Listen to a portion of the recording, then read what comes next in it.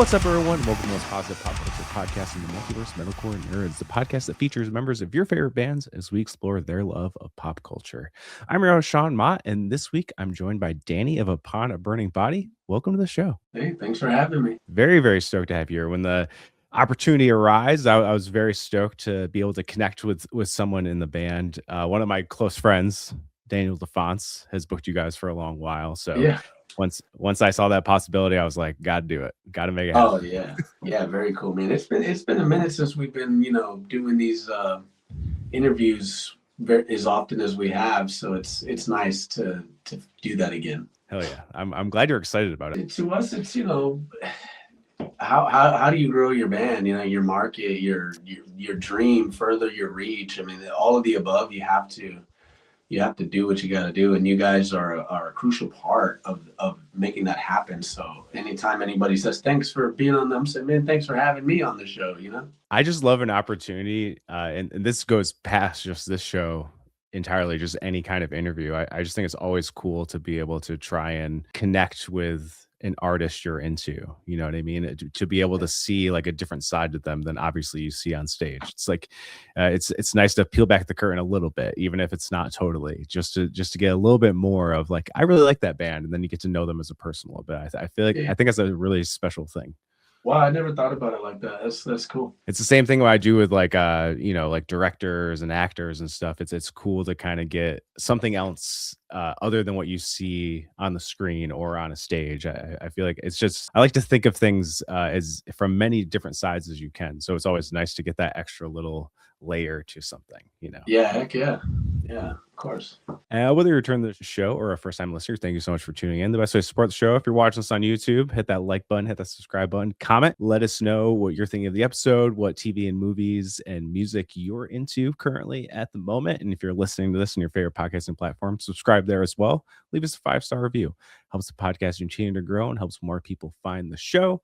And if you want your daily fix of Metalcore Nerds, you can find us on all social media at Metalcore Nerds. I do want to ask Upon a Burning Body specific question, but it is kind of rooted in pop culture itself. I saw that Daywalker was written for a horror movie called Devour. That's right. So how did that collaboration happen? How did that come about? Yeah, so the director for that movie is named Scott Hansen, and he's been a friend of ours for a long time. He actually filmed and directed our very, very first ever music video called Carlito's Way. And we stayed friends with him through all these years, and he's directed and filmed other music videos for Upon a Burning Body. I think he's done like, I don't know, 5 or 6 or maybe more. I can't remember. He started getting into movies, doing movies, and they were going to Amazon Prime. So we were just like super excited for him and stuff. And he approached us one day and said, hey, can I use one of your songs in the new movie that I'm filming? It's a horror film. Of course, we were like, yeah, it'd be great. Politics got in the way, which that's probably a subject for another show, but it didn't work out. We told him, hey, Scott, why don't we just write you a brand new song for your movie? And he was like, that would be even better. And we went in the studio and we wrote Daywalker. It just turned out to be one of the coolest songs, on the actual album. So it was sort of a win-win. And the movie, I believe, is out now on Amazon Prime. It's like you said, it's called Devour, and I haven't watched the full movie yet, but he showed us the clip of where our song sits in the movie and stuff. It's a cool scene. Awesome. Nice little Neil drop. Let's go. Right. That's awesome, because when I first saw the song title, I was like, Daywalker. Is that a Blade reference? And then I clicked on the song, and then you just read the caption, and it's like for the movie Devour, the horror movie Devour. I was like, oh, that's rad. Yeah. Cool. It's always fun to hear how those kind of stories kind of happen. Obviously, he's a personal friend, so there was definitely the connection there. Is that like a thing you guys would love to do outside of that? Like, I guess the biggest example that comes to mind is like Ice Nine Kills. They had a song with Terrifier 3 and the new, I don't know if it's been confirmed or not, but it seems like they're going to have a song with Scream 7. So is that something you guys would like to kind of continue and explore if the opportunity arose? In movies, yes. In horror films, I guess the answer is not no, but that's not the goal, right? I mean, Ice Nine is sort of like that's where they're going. Yeah, that's their thing. That's what they're trying to do. Upon a Burning Body, no, not really. There's never really been an interest in horror film placement, although they put our music in almost any film. I mean, that's fine. You know, I mean, I'll be in a Pixar movie if you know. I don't care. Like, movie's a movie, and that's the Yeah. big time. So I'm fine there. So we're not actively chasing horror film. Um, Right. Although, you know, it really started with Killshot. The goal in Killshot was to write a song because we all loved getting together and playing Call of Duty online. So we wrote that song in hopes that Call of Duty would pick up and put the song in the game, right? And that's what Killshot Wow. is. That boom, Killshot. What's your body count? Like those are all homages to like gamer things that gamers say when they're playing. You know what I mean? Like what's the body count? You know, headshot, kill shot, whatever. So that's what that song is. And we're still crossing our fingers that Call of Duty picks that one up. They haven't quite. I don't think we were on their radar just yet, but hopefully we will be, and they'll place that in there. And if not, maybe that could go to a horror film as well. You know, who knows? But we would love to be in any and all movies, no matter the genre, to a limit, right? To a limit. Of course. There's Yeah. definitely some things that we it's not for us, but Yeah. but Yeah. Of course. typical fun things. Would love it. It's always cool. Like you mentioned a Pixar movie, it would be really funny because you know those scenes in movies where heavy music is kind of getting obviously more and more in the pop culture. You know, like bands like Knock Loose and Turnstile and even Lorna are kind of Right. ushering that into the mainstream pop culture and everything. But there's always like that scene where there's like a heavy song playing in the background. And I always Mhm. kind of love those scenes. That'd be perfect for a Pixar movie. You know, it's like in the background, but it's kind of in the side. Like or you go into a teenager's room and they're like blasting Upon a Burning Bar or something. That would Yeah, be funny. It'd be cool. You know, it'd it's be, like kind of like best of both worlds. You know, it'd be you know, amazing. fitting A good example of what you're talking about. I was so hyped, and I hope I don't butcher it, but in Sonic, is it Sonic 2 or 3 when he makes the big old Robotnik? I mean, huge Robotnik, and they're in like the mountains or something. Anyway, yeah, yeah, yeah. they're playing Walk from Pantera real quick, aren't they? Yes, yes, they are. Yes, now you remember. You now that you mentioned that. Yes, that's a good And one. man, that when that moment, I was like, I want Upon a Burning Body to be in a movie like this. You know what I mean? Like, Yes, I mean, it was like 10 seconds, but I'll take 10 seconds of a still. riff. You know, I don't care. Yeah, that's all you need, really. It's Yeah. just that little bit. That's super cool. Well, okay, so you brought up Call of Duty. Mhm. What are some other things that when you were younger growing up that kind of got you into video games, TV, and movies? What was kind of like the inciting incident for you to fall into those lanes? Man, you know, my uncle when I was coming up owned a PlayStation and was into gaming. He was I think he mentioned when I was born he was like 15 or something like that, like Oh, 16. Because my parents were young. When I was a kid going to his house, he was probably mid 20s, right? So like he was into gaming and PlayStation was out at that time, and I would go to his house and we would game all day and all night. He was just that I don't that's what I remember. I've never asked him like, "Did you work or did you? Were you off on the? He was probably off on the weekends. I'm gonna assume he was off on the. So he was just right. gaming on weekends, you know. And that's kind of what I guess like my earliest memories of like playing Crash Bandicoot and games like that. And like I don't even I want to say maybe like Silent Hill or like a Resident Evil or one of those types Mm, of spooky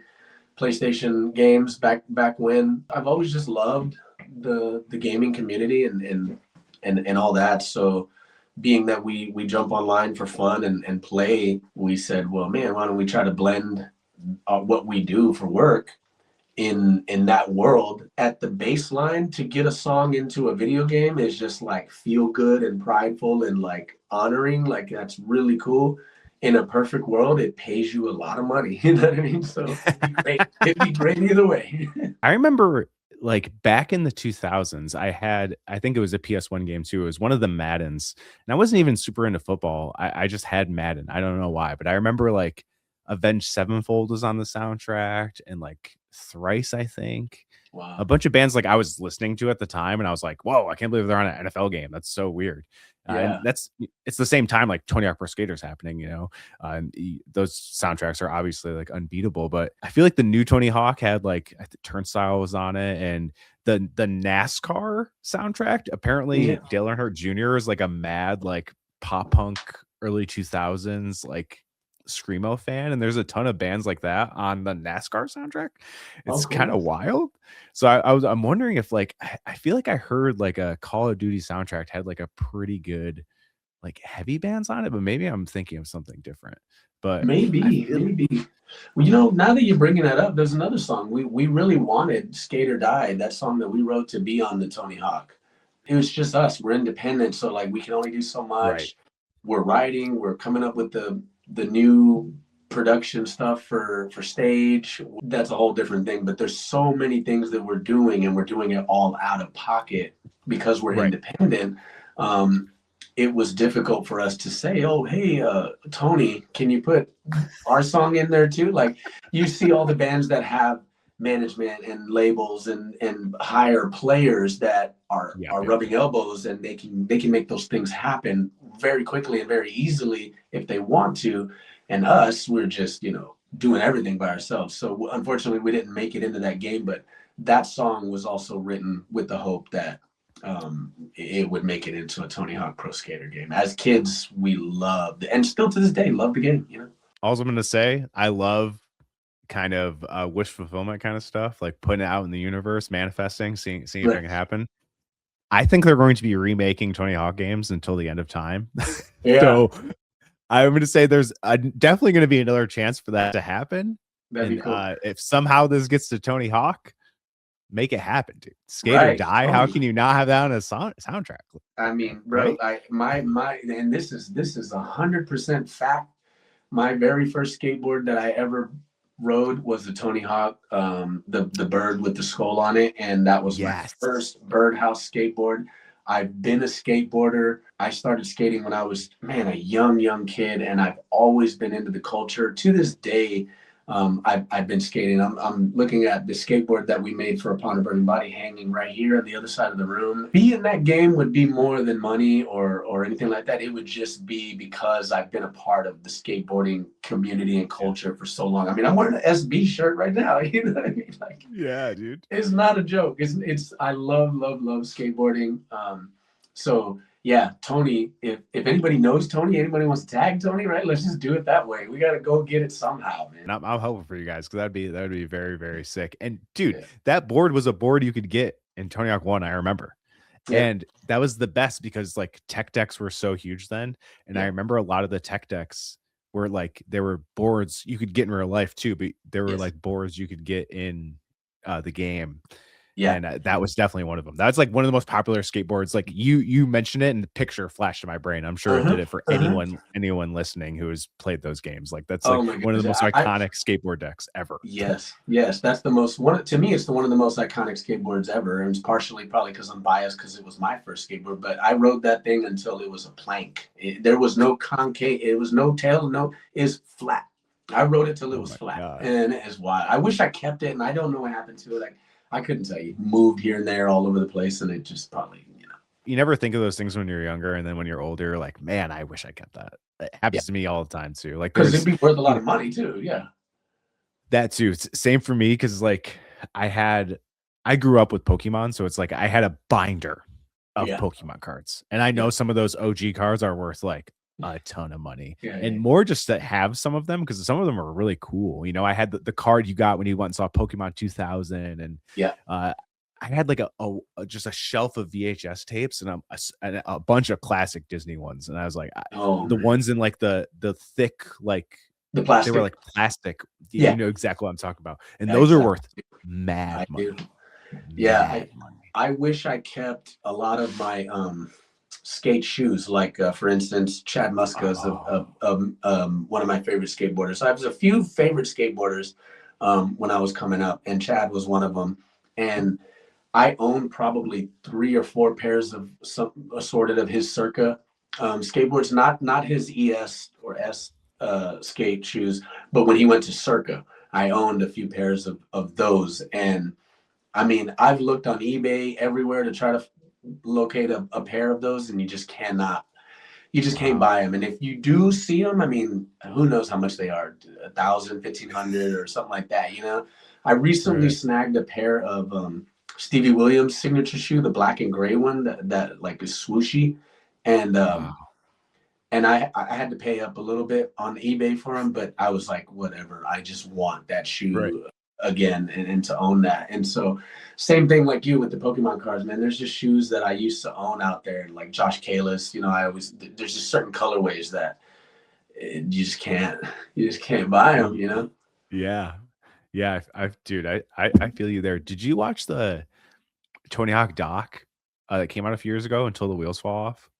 I'm pretty sure I've seen multiple new things that he's been putting out.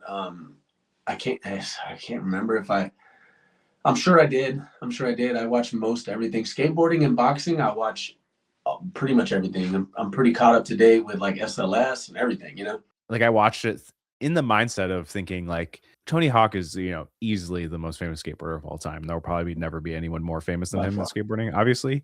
But I was Mhm. like, I'm curious to what's in the stock, because from the outside looking in, you're like, oh, his life, dude hasn't made. Like, he's just been the guy forever. Yeah. And seeing how he came up as skateboarder with his dad being involved in a lot of like the skate competitions and him trying to distance himself away from that so he didn't get favoritism and all that stuff. And just some of the in between stuff, and even him now. And I know like Rodney Mullen, like they got the name of the doc because in part of the whole thing, Rodney Mullen's like, this is in our DNA, like this is in our blood, like we're never going to stop doing it, no matter how now hurt we get, whatever, like until the wheels fall off, we will be doing this. And I was like, Yeah. it crushed me, because it's like the same with music, or any person who's involved with music, especially like heavy music or alternative music. I was like, I have never resonated with someone saying something so hard, even if he wasn't talking about that specific thing. It applies the same way. And I was like, I could never get this out of me, regardless if I'm playing in bands, not playing in bands. Like everything I do is involved in music. Like Yeah. almost everything in my life I can attribute to music in some way. And I was just like, damn, until the wheels fall off, for real. Wow. Yeah. Funny story, since we're just talking, this is just more of a free form conversation. Some good friends of ours in a band called Gideon. You ever heard that band? Oh yeah, love Gideon, love Yes. those guys. So I believe their new album is called something like "Till the Wheels Fall Off" or something like that. They have a Um, song, yeah. so there's a song on our new album. It's called "Curse Breaker." There's a line in the song. You can. This ain't a You're good. effing game to me. This is legacy, right? And I changed it to, which I love that line actually better, but I changed that line from its original. The original line was, "So ride this mother effer till the wheels fall off," right? And then while we were writing it and the song was just in the bank of like, this song's done, on to the next, right? We were like, look, the homies put out a new album. It's called "The Wheels Fall Off." So we're like, maybe we can't use that anymore. I was bummed out. But like I said, the new line that I wrote in place of it, I think I actually like it better anyway. So worked out. It's good when something like that at first can seem like a big bummer works Yeah. out. Yeah. You know, you're like, Yeah. it's all right. It's we got something new out of it. We got some better out of it. But yeah, I remember that single. I mean, it's a great single. And yeah, it's like until the wheels fall off, all gas, no brakes. I think that's the lyrics with them. Okay, Same cool. thing. You know. Yeah. No, I mean, we're not mad at them. They didn't know, and we love the guys. Right. So hopefully that brings them success, and hopefully the new lyric from us brings us the same. You know what I mean? So I hate how people look at stuff like this as a competition too. yeah, It doesn't need to be, at all. Just no, do your own thing, and what will happen will happen.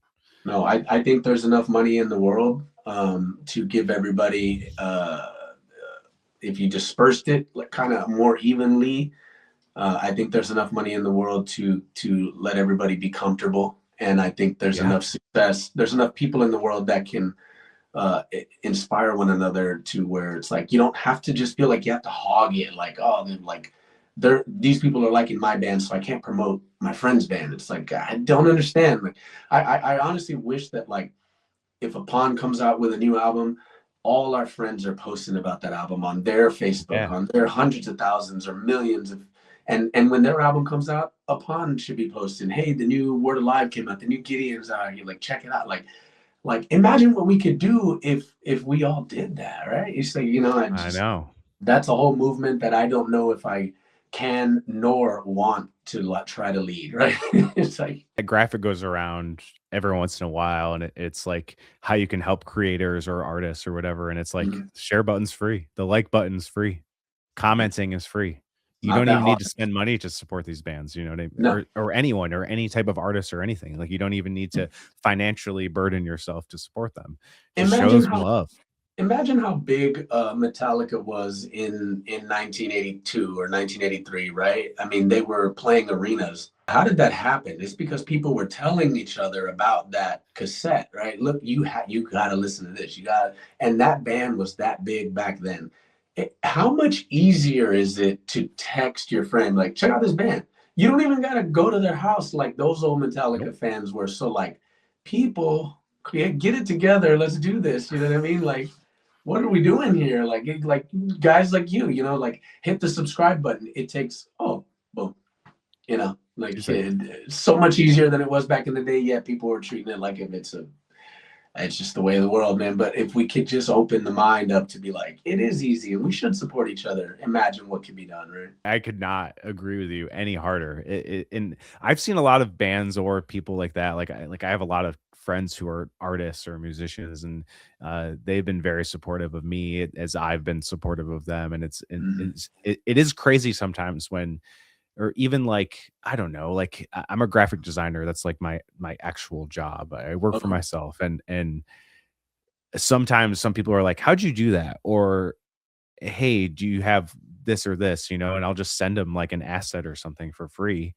And Oh, they're like, thanks for doing that. And I'm like, I was like, that's how this stuff should be. We shouldn't be like hiding things from each other or whatever. yeah, We should be sharing the knowledge, or even when it's comes to podcasts and they're like, hey, how'd you get X person on your show? And I'm like, here's their PR contact. Hit them yeah, up, see what yeah, happens. And they're like, thanks for sharing that. I'm like, if it didn't get shared with me, I wouldn't have it. So it's right. like, why would I hold that from anyone else? It doesn't make any sense to me. Like, everyone Exactly. should be at the exact same mentality you said. It's like, why not help each other?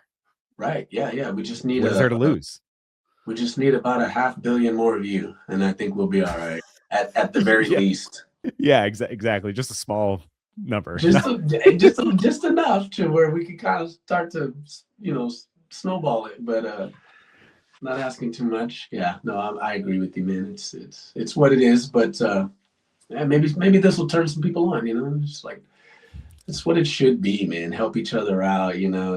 Some of our biggest tours that we've done have been favors. Like we toured with Five Finger Death Punch, and it's because I knew Chris Kale from Five Finger, and he was a fan of ours. And it's like we would have never landed that tour, had it not been for Right. him being like, these are really good dudes. They're amazing musicians. Whatever he said, and we landed that tour. You know what I mean? And it's like things like that could be possible. To do within the network of ourselves and not have to only rely on outside parties to go and be at those events and do those things for you, which are great and valuable and worth every penny that those managers and labels and agents and all of them do. They're extremely valuable. It's just, it should be available to do it within like friends to friends too. You know what I mean? Like, I totally agree. yeah, I experience that on like this level too. Sometimes there's bands I'm personal friends with, but then I'll get like a PR thing in. But I always reach out for the PR. Sometimes they'll be like, dude, you could have just texted me. And I'm like, yeah, yeah, but like you pay these people or the label or whoever pays these people. Like, I want to do it through the right channels, like yeah, if you say, hey, I got this, and they're cool with it, that's fine. I'm just trying to like, help out the people that help me out too at the same right. time. Right. It's Yeah, a yeah, it, yeah. it's No, those people are valuable, man. Like I said, we yeah. doing all these interviews that we're doing again, it just feels really good. And we haven't used a PR company in so long, It's just like I almost forgot that you could talk to so many cool people and have them help bring awareness to what you're doing, and it's so refreshing and like exciting to do, again. I'm happy to hear that, and it's cool to see you guys to be able to do that again. Yeah. Even if it's been a while, it's cool to get back into the swing of those kind of things, like the kind of non-traditional promotion stuff that's different than just stepping on stage and stuff on your social media and putting out music videos and stuff like that. It's Right. cool to step into the other side of things and Yeah, everything yeah. like that. So you said you're a big video game person. Are you into TV and movies at all? Yeah, yeah. No, we love watching TV shows. We love watching movies. The new friend Fresh Prince that they did. We've been keeping up with that one. We just did the new season of that. I think it was season 3. I think there's 3. Stranger Things, obviously, like everyone in the world. We just watched those 4 episodes. And yeah, just, I mean, such a wide range of stuff. Me and my wife have been into shows like way back in the day. We were into stuff like Rock of Love. I think it was Bret Michaels. And wow, yeah. I Love New York and the Flavor Flav one before that. And all those ones, we would watch them all. 90 Day Fiance, we watched those, and then all the spin-offs. It's such a wide variety of what we enjoy watching, and the same goes with movies. I like all kinds. I mean, obviously from our first 2 albums, they were all title tracks of movies, you know, so it kind of showcased our love for film and stuff like that. Is the Fresh Prince thing good? I've heard it's actually like really good. Yeah, really, really good. Really, really good and really, really different from the original show. If you're expecting the original Fresh Prince, like continuation, it's not that at all. Which the original is one of, if not my favorite TV show ever in the history of all TV shows. I mean, it's tattooed right here. Damn. Oh, wow.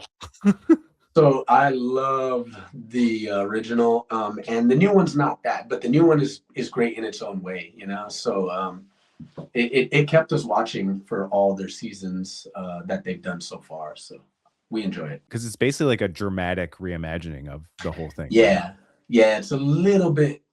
It's a lot more dark and rugged. It's not dark. It's just a lot more dark than, you know, Fresh Prince was really bubbly and kind of outside of like the dad episode, which like will make me cry to this day. You know what I mean? Like I'm getting emotional thinking about it. Yeah, that one right there was like, whoa, you know, like they went serious on that. But outside of that, you know, it was just all kind of fun. And even when they would conflict, there's still kind of comical conflicts, you know, and stuff. There was only a few like that one, and then the Carlton one with the gun. Just sprinkles of a few ones that were like, that's not a joke. But this new one is like all of those episodes, like those few that they did, they're like all pretty serious like that. I think I'm gonna give it a shot. It's because I remember they announced it and they're like, oh, why is anyone redoing this? You know, like everyone was like very much like, why would they do this? And then it started coming out, and I remember people talking very positively about it. And I was like, oh, cool. But you're inspiring me to go actually check it out. Yeah, give it 3 episodes, and I think you'll know within those 3. I think that if you want to, you know, continue it or not, and I think you will, and it's really good. That is funny because I do kind of have a 3-episode rule. If a show isn't bringing me in by 3 episodes, I'm kind of like, no. Yeah, which I think is fair. You know what I mean? Like most people are going to be like, I'll watch 1 episode, and if it's not, I'm like, that's kind of hard. You know what I mean? Like that you're asking a lot for people to just produce gold in one, like to pull you in completely. It's like that's asking a lot, but. Yeah, I think 3 is fair. I sound like if I'm a writer on the show and I'm trying to pitch it or something, right? I'm not, and I have no ties. I have no ties with the show at all. I'm like, just give it a shot, bro.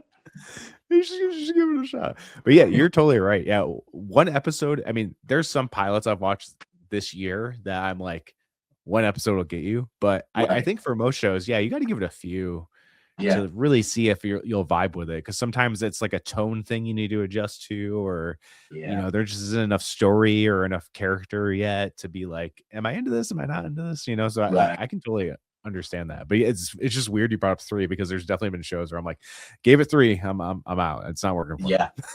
Yeah, no, definitely. I think my wife turned me on to Game of Thrones. I never watched it as it was like actively going on all those times. So I think Game of Thrones was a 1 episode, and I'm like, I'm in. You know what I mean? Like, yeah, that was too good. And I was like, okay, but not all shows are producing greatness like that, you know.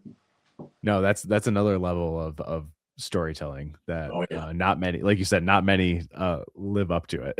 Yeah, no, they're one of the best. I did recently get into the HBO show Righteous Gemstones. I'm in the 2nd season, and it's kind of just become like a nice like background TV show. Yeah, because it is completely unserious. It's Danny McBride, who he did Eastbound and Down too. He created and starred in that, I believe, and wrote a lot of it. But so yeah, it's him, John Goodman. I can't remember the dude's name, but he's from Workaholics, and it's like a family that owns a mega church, Oh, and it is like so ridiculous. And the way but the season one surprised me because I always knew the concept of it and I knew people loved it. And Walton Goggins is also in it, who is just an incredible talent, and he's like their uncle. There was like a family dynamic I didn't expect in season one that kind of surprised me. Not that it like blew my mind or anything, but it's just become like a nice, like funny show to have on the background that nice. uh I'm a big TV guy. People know Yeah. me as like, if it's a show out, I've probably watched it. Okay. And a lot of people were surprised when they're like, "Have you watched?" Because I think the last season came out this year, and people Okay. were like, "Oh yeah, watching the last season of Red Gems." I'm like, "I've never watched it." And they're like, "What? Really?" And I'm like, "Yeah, I don't know. I just didn't." But so it's been cool to kind of get into that. It's just utterly ridiculous, so silly. Nice. I will say though, there is a scene in season two. I think it's Macaulay Culkin has like two scenes or three scenes in this one episode, and he gave like an insane performance in just those few scenes. I'm not even going to give context because like if you haven't watched it, you can watch it and kind of live in it. But Uh-huh. that honestly, in a show that is so ridiculous, I was shocked by the level of like drama and acting he brought in this like Uh, 1 to 2 scenes. I was like, damn, dude, way to uh, go. he way, way to outshined go. everybody real quick. He did, man. I was like, damn. Wow. And he was acting opposite Walton Goggins, who is Wow. incredible. And I was like, whoa, wow, dude, incredible. Yeah. Yeah. Sometimes some people just gotta flex, right? Let you remind you. Fallout season 2 just started, so I watched the first episode last night as it Oh yeah. premiered. Also stars Walton Goggins, and I'm stoked for the season. I'm glad they went because the first season they just dropped it all at once, which I Uh, am not a big fan of that because the show is so good. I wanted people to have that conversation going with the show, which it's obviously it still did well. I think it got renewed for its second and third season, maybe more. I'm not sure. I'm liking where they're going. I don't know if you've seen the first season of Fallout. no, I didn't. I played the video game, but I didn't watch the I didn't watch that. I didn't watch Halo. What other yeah, like the video game. I didn't watch The Last of Us. It depends what mood you're in for which one to check out. I have not watched the Halo one, but I heard the Halo one is pretty awful, especially if you're a Halo fan. Oh, People talk down on that one pretty bad that are Halo dang. fans. They think it's Yeah. kind of like a not a good representation of what the story is. The Last of Us, I think, is a great adaptation. Mhm. They take what the game did and they do it a little different, Yeah. which some people hated with season two. I liked it. I don't think The Last of Us Part Two is probably my favorite video game ever. Not that Yeah. I'm a massive video game player, but Really good. It was really good. oof, yeah, and I don't think it reaches that level, even though they Ah, haven't finished it yet. So I'm excited to see what they do with the rest of it still. But season one yeah. is amazing, and Heck yeah. Fallout is really good. And I Oh, have not played those games, but the cool thing about that one is that it's canon to the games. It just takes place farther in the timeline than anything else. So okay. anything that happened in the games is can't like it's all connected to each Oh, other, cool. That's which I think is really cool. And that one nice. is just like a insane blend of genre and tone because it's like really gory.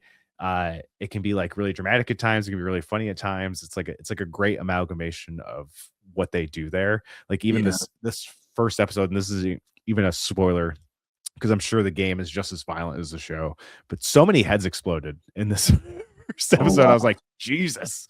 I was like, but the opening scene of season one is also like batshit crazy.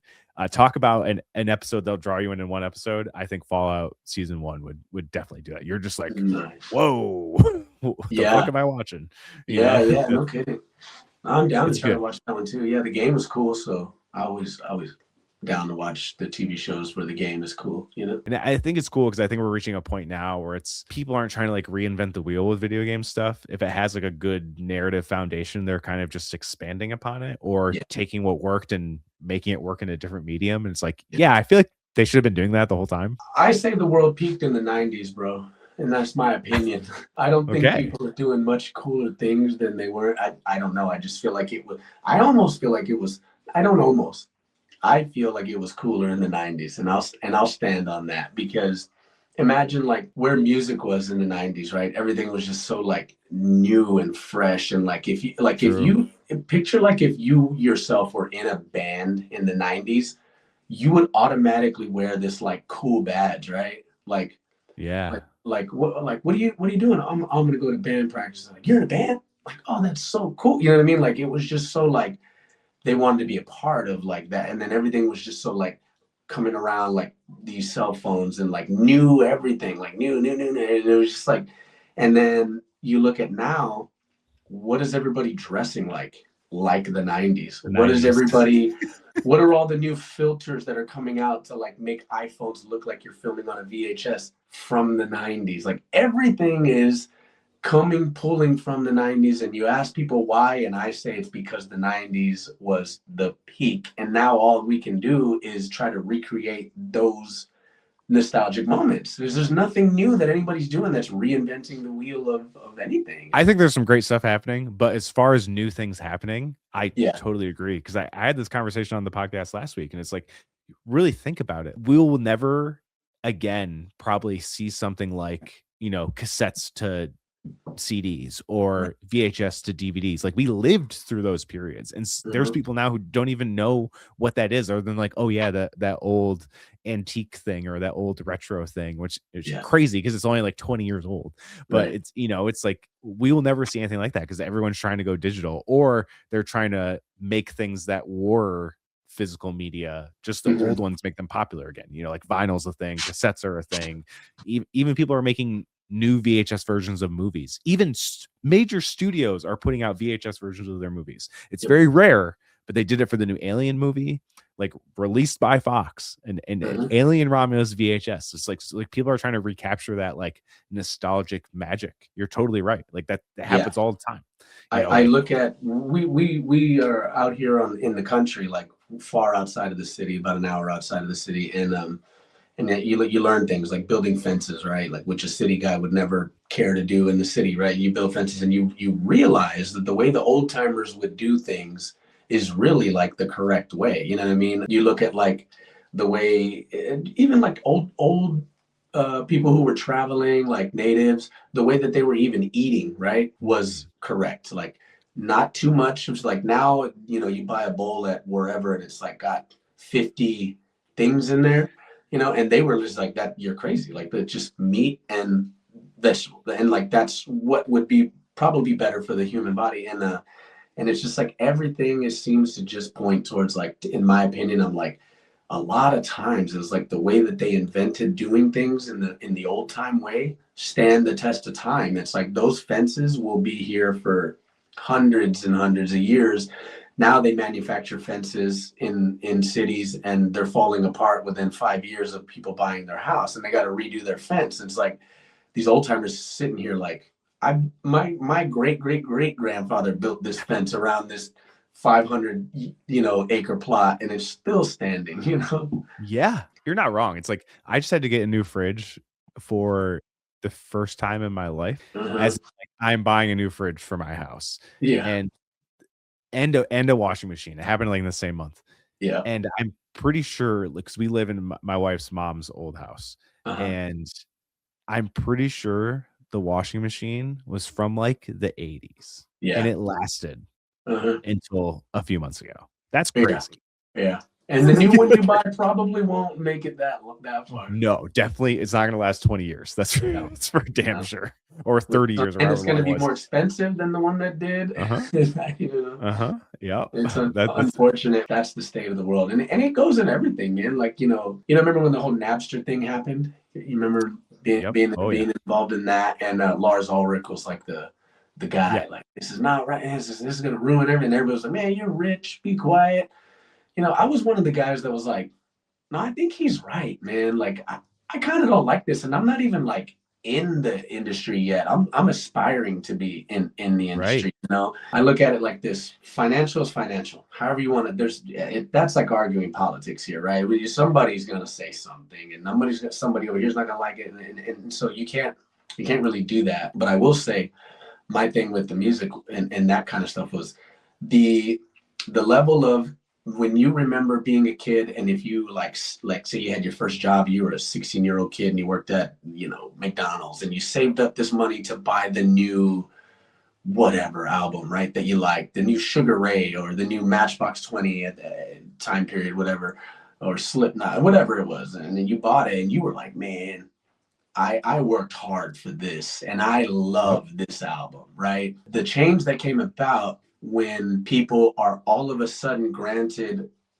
an infinite catalog in the palm of the phone of their hand, you lose some of that I love this, right?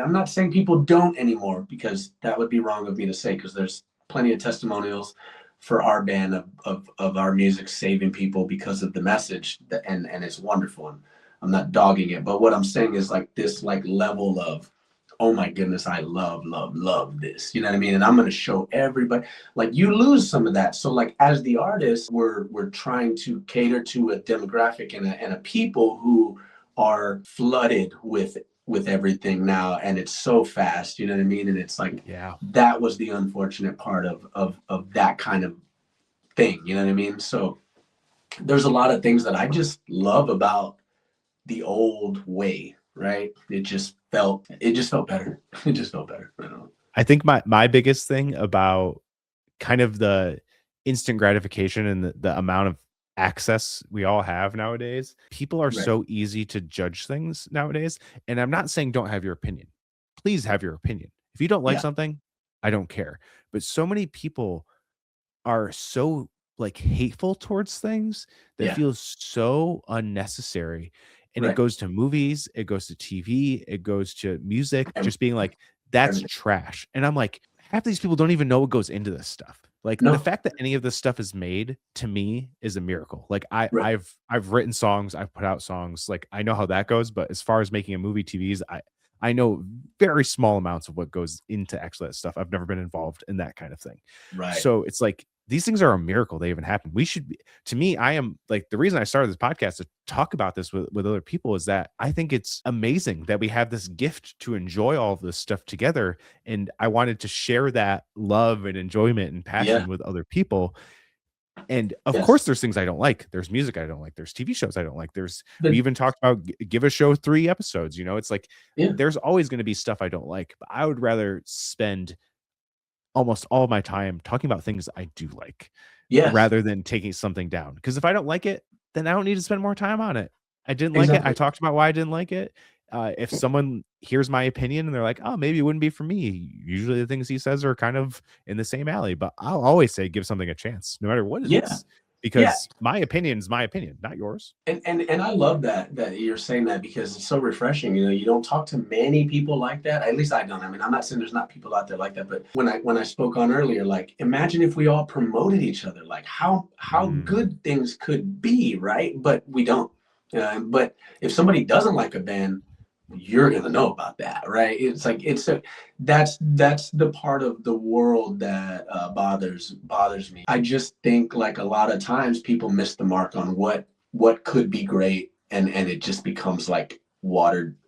You know what I mean? Because of people's human nature, and it bothers me in certain things. too many people judge things on the outside. I don't think they need to judge on the outside. It's like, just be open-minded, be helpful, be a supporter of what other people are doing. As long as those intentions of what they're doing are good, I think it would just be wonderful to see people kind of doing that. And I'm not saying they aren't, but like I tell you, I think there's more of our human nature that points to don't than do. You know, our whole aesthetic was sex, drugs, and rock and roll back in the day, and as we all know, that sells.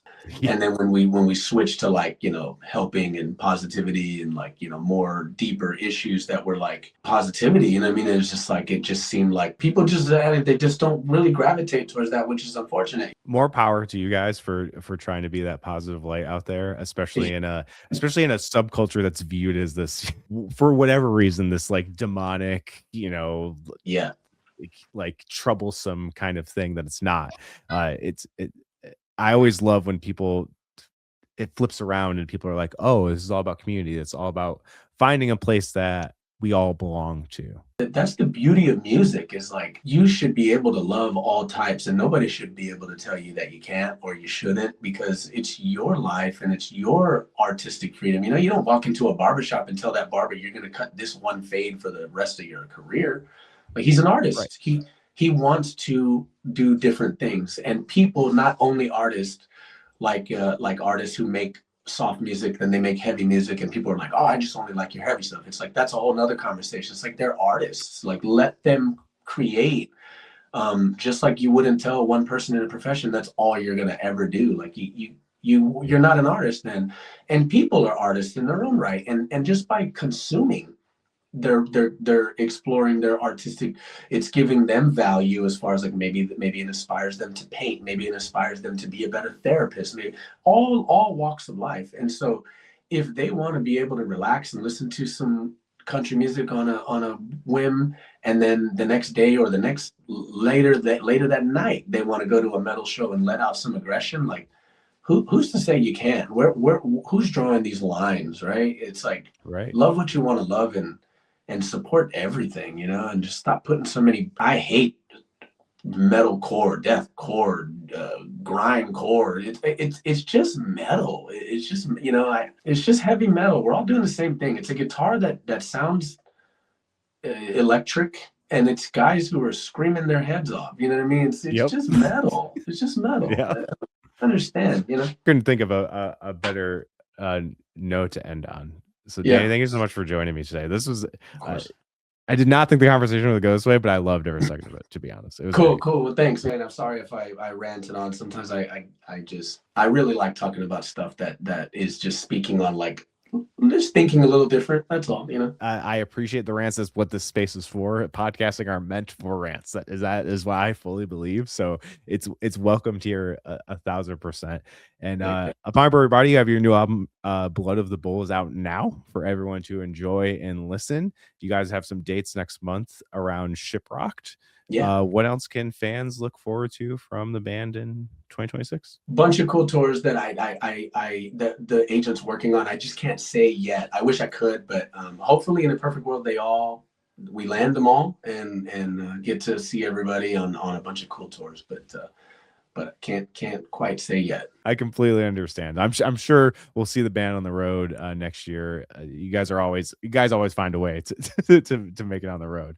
Yeah, I respect try. the grind We you guys try. have had over the years. It's truly astounding to witness and to keep witnessing. It's really, really cool. Thank you, man. We do our best. I'll make sure and link everything down below so you can go support the band if you aren't already. The next month of episodes is going to be a little different than this back and forth conversation. The next 2 weeks are going to be the most anticipated TV shows and the most anticipated movies of next year, with some really cool bands I got to record with earlier in the month. And then the beginning of January will be top 10 movies of 2025 and top 10 TV shows of 2025, respectfully. So the next month of programming is going to be a tad bit different, still the same kind of thing, just a bunch of lists. And if people know me, I love me some lists.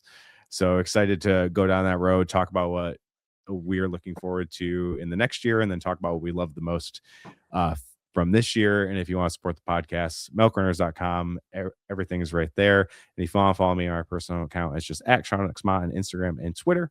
And until next time, see you later, nerds.